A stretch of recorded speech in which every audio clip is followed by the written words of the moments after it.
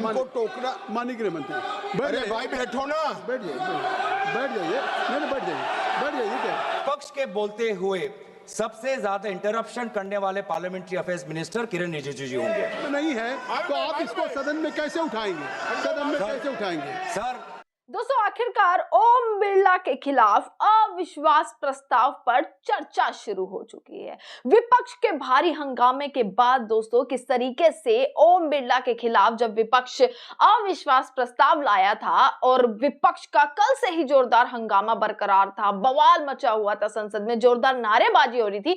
आखिरकार अब इन सब के बाद अविश्वास प्रस्ताव पर चर्चा शुरू हो चुकी है और चर्चा ऐसी हुई, वीडियो में अभी आपको थोड़ा सा पार्ट दिखाया, अभी आगे मैं आपको दिखाऊंगी कि कैसे इस चर्चा में गौरव गोगोई, कांग्रेस की तरफ से दोस्तों, विपक्ष की तरफ से गौरव गोगोई ने एक एक बात इस तरीके से रखी कि अमित शाह को खड़ा होना पड़ गया। गौरव गोगोई ने जैसे ही चीजों को बोलना शुरू किया, गृह मंत्री को खड़ा होना पड़ गया, अमित शाह को खड़ा होना पड़ गया जवाब देने के लिए। इस तरीके से बिफरती हुई नजर आई सरकार जब गौरव गोगोई एक एक चीज बोलते हुए नजर आ रहे थे। दोस्तों, मैं आपको बताऊंगी, और इसी के बीच गौरव गोगोई और गृह मंत्री अमित शाह के बीच जोरदार बहस भी संसद के भीतर आज देखने के लिए मिली। दोस्तों, अविश्वास प्रस्ताव ओम बिरला के खिलाफ विपक्ष ने लाया, 118 सांसदों के हस्ताक्षर हो गए। ओम बिरला ने कह दिया, भाई जब तक सबूत नहीं होगा तब तक मैं भी संसद नहीं आने वाला।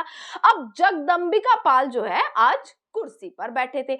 गौरव गोगोई ने सीधा सीधा सवाल जगदंबिका पाल पर उठा दिए। ओम बिरला का अविश्वास प्रस्ताव पर तो मांग चल ही रही थी, यहां तक कि गौरव गोगोई ने सीधे सवाल जगदंबिका पाल पर भी उठा दिए कि भाई आप यहां पर बैठे हैं, आपने ये चीज कब इन्फॉर्म करी? और ये सारी चीजों के बाद जो है अमित शाह को खड़ा होना पड़ गया। इसके बाद दोस्तों जो बवाल मचा है, जो पूरी माहौल बना है, वो आपको मैं इस वीडियो में दिखाती हूँ कि कैसे पूरा चीजों को बोलते हुए ओम बिरला के खिलाफ जो अविश्वास प्रस्ताव आया उस पर जोरदार बहस हुई है। क्या अमित शाह ने बोला, किरण रिजिजू बीच में खड़े होते हुए दिखाई दिए, जगदंबिका पाल एक के बाद गौरव गोगोई को रोके जा रहे थे, बीच बीच में रोकने की पूरी कोशिश कर रहे थे, और उसी के बाद गौरव गोगोई ने जो चीजें कही हैं पूरा एकदम डट कर खड़े रहे। अमित शाह के बोलने के बाद भी, टोकने के बाद भी, सारी चीजों के बाद भी डट कर खड़े रहे और उन्होंने क्या तमाम चीजें बोली, आप एक बार ये देखिएगा वीडियो। कहाँ है पावर सर? कौन सा पावर है सर? माननीय गृह मंत्री, प्रेसिडेंट का पावर नहीं है। माननीय गृह मंत्री, अध्यक्ष में इनको टोकना। माननीय गृह मंत्री, अरे भाई बैठो ना, बैठ जाइए, बैठ जाइए, नहीं बैठ जाइए, बैठ जाइए। क्या माननीय अध्यक्ष जी, माननीय गृह मंत्री, मैं इनको टोकना नहीं चाहता। प्रिसाइड शब्द प्रयोग जो किया गया है संविधान के अंदर, वो हाउस को प्रिसाइड करने के लिए किया गया है। ऑफिस समाप्त नहीं हो जाता, नहीं हुआ वही हाउस जब मतलब सदन जब चुनाव में जाता है तब भी स्पीकर का ऑफिस चालू रहता है, ये पद खाली नहीं रह सकता। ये जो गलत इंटरप्रिटेशन करे, एक सीमित उद्देश्य के लिए ही मैं खड़ा हूं। मैं इसमें कह दूं कि बात अभी माननीय गृह मंत्री जी ने कही है, अगर ये हाउस डिजॉल्व भी हो जाए, हाउस डिजॉल्व भी हो जाए तब भी स्पीकर का पद रहता है, जब तक कि नया सदन गठन न हो जाए और जब तक नया सरकार या नई स्पीकर का चुनाव नहीं होता है। अब गौरव गोगोई जी, आपका रूलिंग गलत है। संविधान की बात कर रहे हैं। You must read, Mr. Suresh. If I'm mentioning from chair, तो I think मैं दोबारा पूछ रहा हूँ, पैनल ऑफ चेयरपर्सन है, पैनल में से कौन से चेयरपर्सन सदन में बैठेंगे जब अध्यक्ष का रिमूवल का पिटीशन हो रहा है? ये कहाँ पे डिसाइड हुआ है? नहीं तो as per 95(2) the house should determine that which person will act as speaker. House ने डिटरमिन नहीं किया है सर, और ये बार-बार रिकॉर्ड में जाना चाहिए sir. The speaker has the right to speak. He can take part, but he cannot preside, sir. And by and so while the chairperson, a selected chairperson, has been chosen from the panel, that is a clear exercise of the power of the speaker, which is not allowed.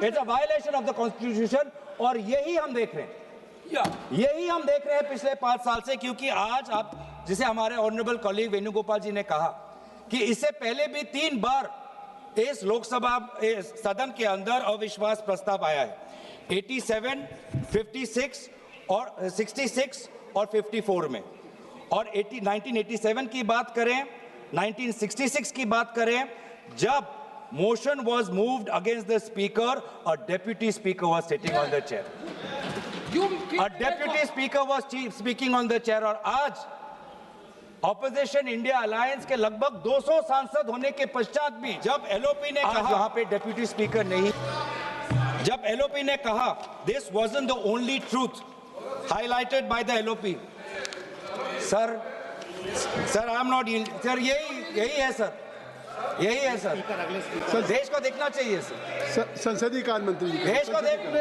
ये I am not yielding sir. मेरा सिर्फ अनुरोध है, मैं कह रहा हूँ आप स्पीकर के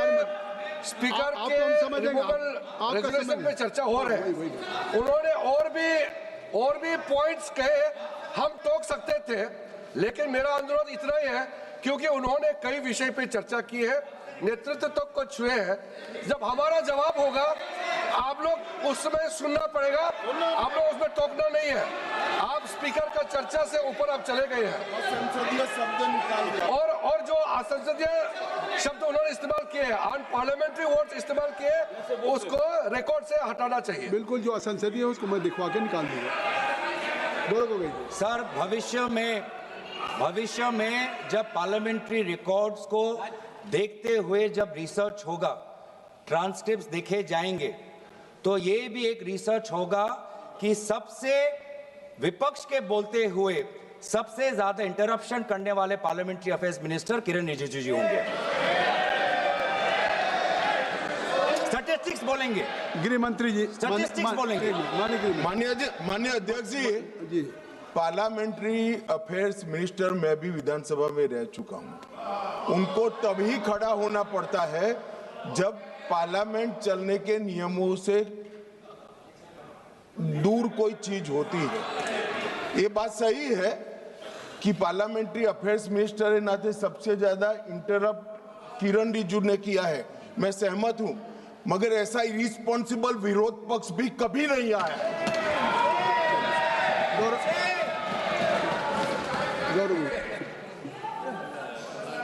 सर अच्छा हुआ सर, अध्यक्ष महोदय, अच्छा हुआ कि भाषा की जो दायरा हम बांध रहे थे वो आदरणीय गृह मंत्री ने उसको थोड़ा और उसको बड़ा कर दिया, तो हमें भी उससे थोड़ा उससे अवसर मिलेगा।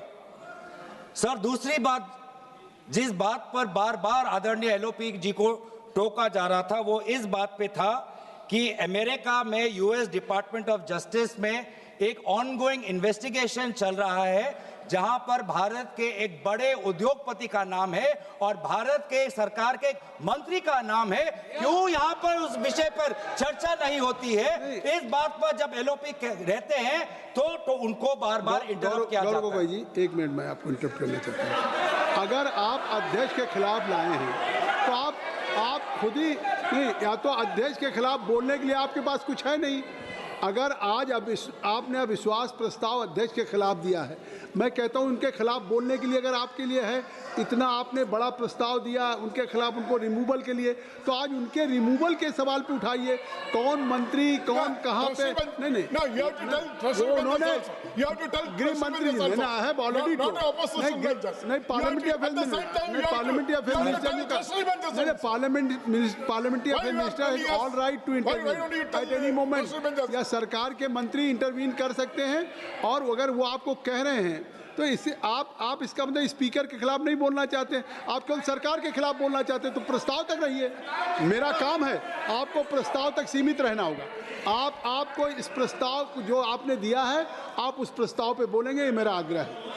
सर, यही हुआ था जिसके, और यही प्रस्ताव में हमने यही तो लाया है सर कि एलओपी कौन से वो बातें कर रहे थे जब उनको बोलने नहीं दिया। सदन में रिकॉर्ड में जाना चाहिए सर कि एलओपी जब बोलना चाहते थे कौन से विषय पर बोलना चाहते थे, नहीं तो बहुत जनरल एलिगेशन आ जाएगा। जनरल एलिगेशन नहीं होना चाहिए, स्पेसिफिक होना चाहिए, स्पेसिफिक इंस्टेंसेस होना चाहिए। हम भी अगर अविश्वास प्रस्ताव ला रहे हैं अध्यक्ष महोदय के खिलाफ और बोल रहे हैं कि उनको एलओपी को बोलने नहीं देते, तो हमें भी प्रमाण देना पड़ेगा और वही प्रमाण मैं आपको दे रहा हूं।